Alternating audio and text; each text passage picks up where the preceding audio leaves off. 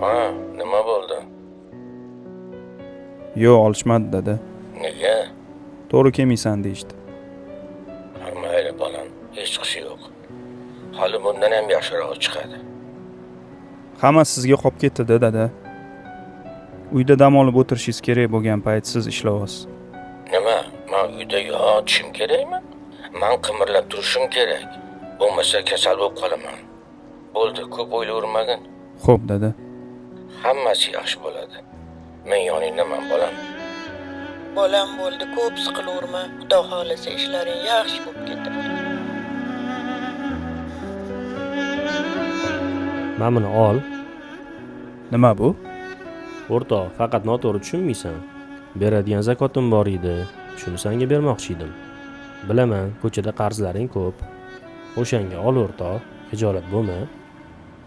Payt keladi, sen ham zakot beruvchilardan bo'lasan. Xudo xolasa hammasi yaxshi bo'ladi o'rtoq. Bo'ptimi? Rahmat o'rtoq.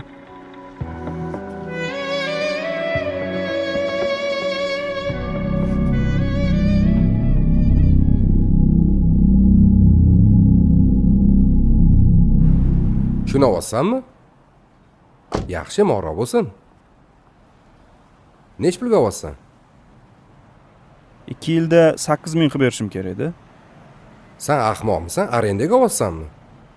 Ha, nima qilay? Hamma yog'ing qarz bo'layotgan bo'lsa, qanaqa to'laysan buni pulini? Sekin-sekin to'layman-da o'rtoq.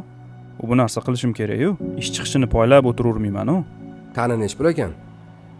O'zi tani 5 ming ekan. Arendani yig'ishtir.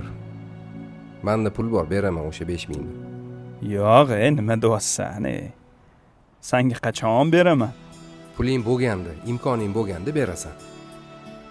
Sendan so'raymidim. Bo'ldi, ko'p o'ylanma. Bo'ldi, hammasi yaxshi bo'ladi.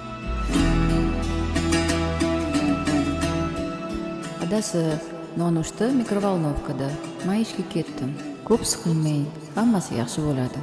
Sensan severim xohinon.